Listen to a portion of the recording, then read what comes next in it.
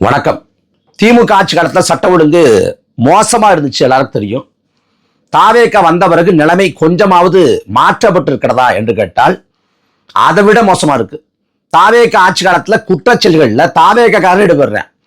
கொலை, கொள்ளை, பாலியல் கொடுமை, போதைப் பொருட்கள் கடத்தல் போன்றவற்றில் தாவேகாரன் ஈடுபடுறேன். ஏன்னா இது நம்ம ஆட்சி, நம்மளை கண்டுகொள்ள மாட்டாங்க, நம்மளை காப்பாத்திடுவாங்க, நம்ம மேல வழக்கு போட மாட்டாங்க, நம்மளை கைது பண்ண மாட்டாங்க, புஷி காப்பாத்துவாரு, ஆதவ் காப்பாத்துவாரு, தளபதி காப்பாத்துவாருங்கிற மெதப்புல திமிர்ல இந்த ஆட்டம் போடுறேன். அவன் ஆட்டம் போறதுக்கு ஏத்த மாதிரியே இருக்கு தாவேகாவோட செயல்பாடும். இப்ப ஒரு வார காலமா பேசுபொருளாக இருப்பது தூத்துக்குடி மாவட்டம் திருவைகுண்டத்தில் நடைபெற்ற கூட்டு பாலியல் கொடுமை. ஒரு இளம்பெண் குளிர்பானத்துல மயக்க மருந்து கொடுத்து வன்கொடுமைக்கு ஆளாக்கப்பட்டிருக்காங்க. கூட்டு பாலியல் வன்கொடுமைக்கு அவங்க யாரு அப்படின்னா தாவேகாவை சேர்ந்தவங்க. யார் இந்த நிலைக்கு ஆளாக்குறதுன்னு கேட்டீங்கன்னா தாவேகாவை சேர்ந்த 2 பொறுக்கிகள். தூத்துக்குடி மேற்கு மாவட்ட இளைஞரணி அமைப்பாளர் பாலமுருகன், ராமநாதபுரம் பகுதியை சேர்ந்தவன் ஜெயபால்.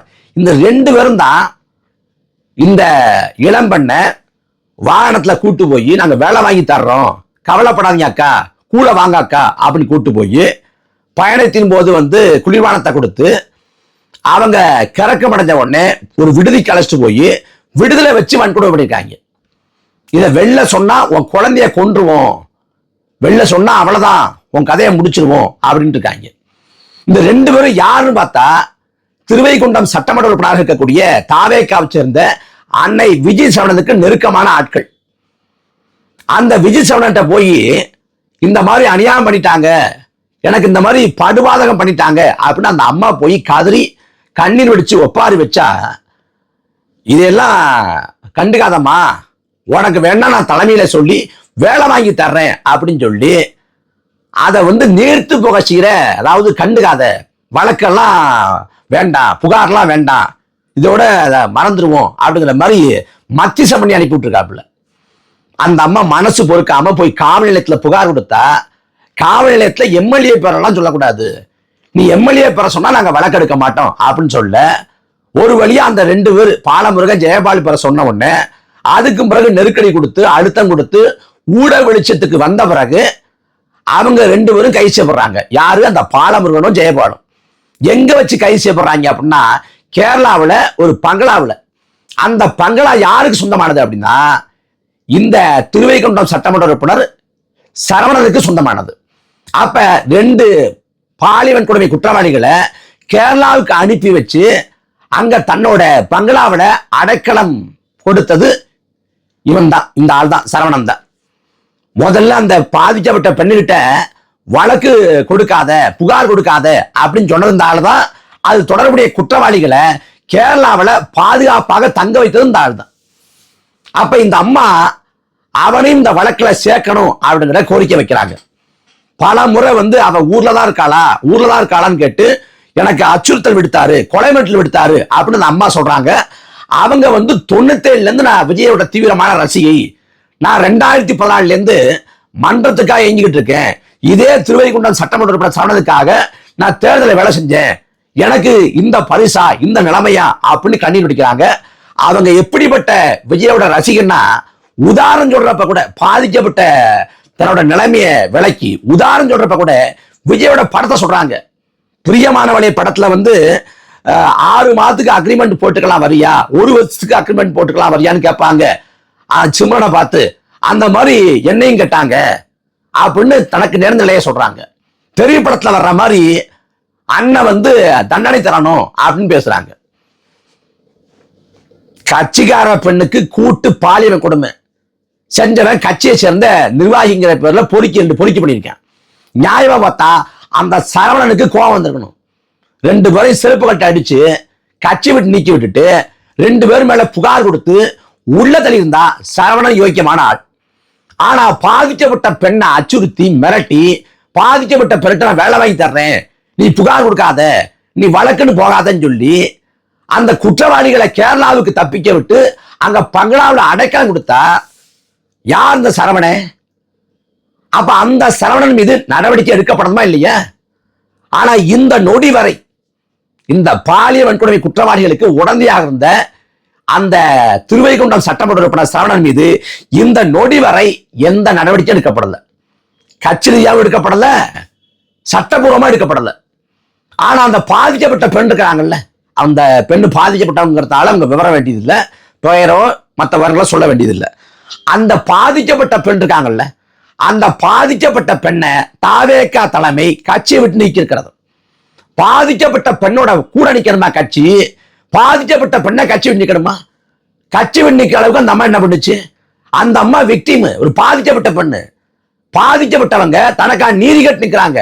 அப்ப இந்த சமயத்துல அந்த பெண் பக்கம்னு குற்றவாளிகளை தயவுதாட்சம் இல்லாம தண்டிக்கணும். அதே போல குற்றவாளிகளுக்கு யார் உடந்தையா இருந்தா யாரா இருந்தாலும் தண்டிக்கணும். ஆனா அதை பண்ணாம உடனடியா கட்சி விட்டு நிக்குது யாரு? அந்த பாதிக்கப்பட்ட பெண்ணு. அந்த அம்மா சொல்றாங்க, தமிழ்நாட்டின் முதலமைச்சர் கூட என்னோட அண்ணனாவது நடவடிக்கை எடுக்கணும் அப்படின்னு கேட்கிறாங்க. இதுக்கு தமிழ்நாட்டின் முதலமைச்சர் என்ன சொல்ல போறாரு?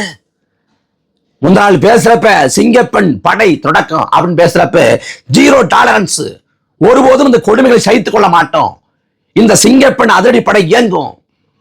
அந்த வன்கொடுமை செய்தியை கேட்கிறப்ப பதைப்பதிப்பா இருக்கு, மனம் வலிக்குது அப்படிலாம் வசனம் பேசினாரு. உங்க கட்சிக்கார ஒரு பெண்மணிய கட்சிக்காரே வன்கொடுமைக்கு உள்ளாக்கியிருக்கான். அந்த வன்கொடுமைக்கு உள்ளாக்குறவனை கட்சி எம்எல்ஏ காப்பாத்த நிற்கிறான். அப்ப இது குறித்து விஜயோட பார்வை என்ன? ஏன் நடவடிக்கை எடுக்கல? அந்த எம்எல்ஏ கட்சி விட்டு நிக்கல? அந்த எம்எல்ஏ மேலே வழக்கு போடல?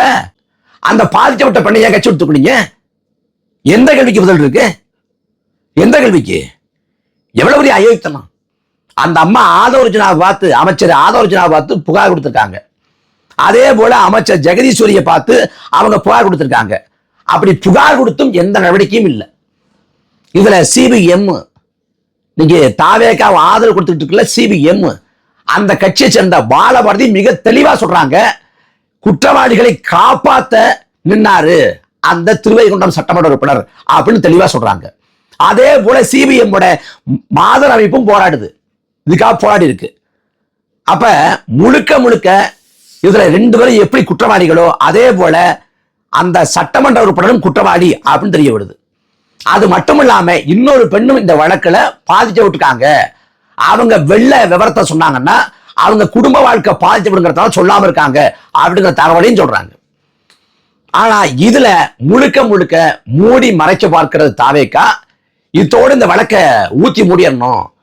இதுல ரெண்டு பேர் ஜெயபால் பாலமுருகன் ரெண்டு பேரையும் முடிச்சு விட்டு கைது பண்ணி முடிச்சு விட்டணும். அதை தாண்டி எம்எல்ஏ வரைக்கும் வந்துடக்கூடாதுங்கட்டுல மிக மிக தெளிவா இருக்கு. அந்த அம்மா சொல்றாங்க, இவ்வளவு நாளா அந்த கட்சிக்காக உழைச்சதுக்கு எனக்கு கிடைச்ச பரிசு, முதலமைச்சர் விஜய் வாய் திறக்காததுக்கு நான் தலை வணங்குறேன் அப்படின்னு அந்த அம்மா விரக்தியோடு, அவ்வளவு விரக்தியோடு பேசுறாங்க. இதுக்கு ஐயா விஜய் என்ன சொல்ல போறாங்க? நாங்க 2 பெண்களை கொள்கை தலைவராக கொண்டிருக்கோம். நாங்க பெண்கள் பாதுகாப்புக்கு சமரசம் செய்ய மாட்டோம். நாங்க பெண்களுக்கு தான குற்றங்களுக்கு அஞ்சலி அம்மாள் பேர்ல நீதிமன்றம் வைப்போம், உடனடியா நடவடிக்கை எடுப்போம் அப்படிலாம் பேசுறீங்களே. அண்ணா பல்கலைக்கழக வளாகத்துக்கு நடந்த பாலியல் வன்கொடுமையில அன்னைக்கு யாரு இந்த சாருங்கிற கேள்விக்கு பதில் சொல்லாம வெறுமனே ஞானசேகரனோட வழக்கை முடிச்சு விட்டு, இந்த வழக்குல தொடக்கமும் ஞானசேகரன் முடிவும் ஞானசேகரன், ஞானசேகரனோட வழக்கை முடித்து அதில் தொடர்புடைய வலைப்பு நிலையை அறுத்து முக்கியமான குற்றவாளிகளை எப்படி திமுக அரசு காப்பாற்றி விட்டதோ அதே போல இந்த வழக்குல வெளிப்படையா தெரியுது விஜய் சரவணனுக்கு இந்த தொடர்பு இருக்குன்னு. ஆனாலும் கூட இந்த வழக்குல சேர்க்காம விஜய் சரவணனை முழுக்க முழுக்க காப்பாத்துறது கேடுகட்ட தாவேக அரசு. அதிமுக ஆட்சி காலத்தில் 2018-19 பொள்ளாச்சி பாலியல் வன்கொடுமை, அதில் தொடர்புடைய பார் நாகராஜன் உள்ளிட்ட அந்த பொறுக்கிகளை மட்டும் கைது பண்ணிட்டு அதுல உள்ள வலைப்பின்னலை அறுத்துட்டு அதிமுகவோட தரப்பு இருக்குல்ல அதிகார மையங்களை முழுக்க காப்பாற்றி விட்டது அன்னைக்கு அதிமுக அரசு. அதே போல இப்ப தாவேக அரசு பண்ணுது. திமுக என்ன பண்ணுச்சோ அதிமுக என்ன பண்ணுச்சோ அதான் தாவேக பண்ணும்னா என்ன மாற்றம் இருக்குது? திரைப்படத்துல ஒரு பெண் வன்கொடுமைக்கு உள்ளாக்கப்பட்ட செய்தி தெரிஞ்ச உடனே சட்டத்தை எல்லாம் தூக்கி வீசிட்டு அந்த குற்றவாளிய கொலை பண்ணி அந்த பாலத்துல தலையில கட்டி தொங்க விடுவார் படத்துல. நிஜத்துல நீங்க அப்படிலாம் தொங்கிட வேண்டாம். சட்டபூர்வமா என்ன வாய்ப்போ, சட்டபூர்வமான என்ன நடவடிக்கையோ, சட்டபூர்வமான என்ன தண்டனையோ அதை பெற்றுக் கொடுங்க. அது உங்க அண்ணன் நம்பி வந்த உங்க கட்சிக்கார பெண்ணு. கட்சிக்கார பெண்ணை காப்பாத்த துப்பு இல்ல, கட்சிக்கார பெண்ணையே கட்சிக்கார பொறுக்கிகள் இருந்து காப்பாத்த துப்பு இல்லைன்னா நீங்க சிங்கப்பெண் படை அமைச்சு என்ன மயிரை புடுங்க போறீங்கன்னு நான் கேட்க மாட்டேன், மக்கள் கேட்கத்தான் செய்வாங்க. ஏன்னா மக்கள் வாயிலையும் வண்டியா வரும் இல்லையா? விஜய் வாயில மட்டும் இல்ல, மக்கள் வாயிலையும் வரும் இல்ல. அப்ப பதில் சொல்லணும்ல. எவ்வளவு பெரிய அநியாயம், எவ்வளவு பெரிய அயோக்கியத்தனம். ஆட்சிக்கு வந்து முழுசா 3 மாசம் ஆகலங்க. ஆட்சிக்கு வந்து 32 நாள் 33 நாள் இருக்கு சேர்த்த. இந்த 33 நாள்ல எத்தனை சட்ட ஒழுங்கு செழிவு, எவ்வளவு நிர்வாக சீர்கடி, எவ்வளவு குளறுபடி, எவ்வளவு சொதப்பல், எவ்வளவு நிர்வாக மோசடி. இதுல கட்சிக்காரனே வன்கொடுமை செய்யறான்னா வன்கொடுமை செய்யற பொறிக்கைக்கு உள்ள போடாம அவனை காப்பாத்த கட்சி எம்எல்ஏ உதவி பண்றான். அந்த எம்எல்ஏவை காப்பாத்த கட்சி தலைமை வேலை பார்க்குது. தமிழ்நாட்டின் முதலமைச்சர் இது குறித்து வாய் தந்து பேச மாட்டேங்கிறாரு. எல்லா கட்சியும் பேசுது. நாம் தமிழர் கட்சி பேசுது, அதிமுக பேசுது, திமுக பேசுது.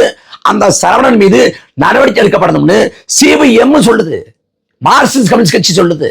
இருந்தும் கூட தமிழ்நாட்டின் முதலமைச்சர் வாய் திறக்க மாட்டார்னா, அவர் வாய் திறக்க மறுத்தா மக்கள் வாயில நல்லா வரும். அதனால இந்த தொடர்புடைய பாதிக்கப்பட்ட பெண்ணுக்கான இழப்பீடு தரப்படணும். பாதிக்கப்பட்ட பெண்ணோட பாதுகாப்பு உறுதி செய்யப்படணும். இந்த வழக்கில் தொடர்புடைய அந்த பாலமுருகன் ஜெயபாலுக்கான தண்டனை உறுதி செய்யப்படணும்.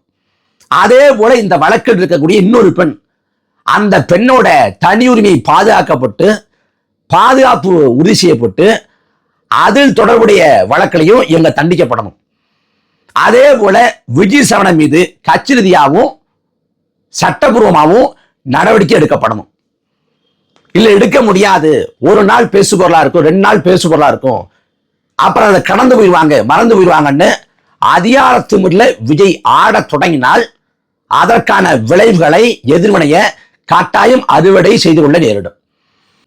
அப்புறம் அந்த சீப்பை ஒடிச்சு வச்சா கல்யாணத்தை எடுத்துலாங்கிற மாதிரி தொலைக்காட்சிகளை முடக்கிட்டோம்னா, நம்மளை விமர்சனம் பண்ற பாலிமரை, நம்மளை விமர்சனம் பண்ற இந்த ஊடகத்தை அந்த ஊடகத்தை எல்லாத்தையும் முடக்கி விட்டோம்னா செய்தி வெளியே கசியாது அப்படின்னு பூனை கண்ணை முடிட்டா உலகம் இருட்டாடு நினைக்கும்ல, அந்த மாதிரி ஊடகத்தை முடக்கினால் செய்தியை வெளியே தெரிய விடாம தடுத்தரலாம் அப்படின்னு ஊடக சர்வாதிகாரத்துல அடக்குமுறையை ஒடுக்குமுறையை தாவேக அரசு கட்டவிழ்த்து விடும்னா இன்னும் மோசமா சந்தி சிரிச்சு போவீங்க.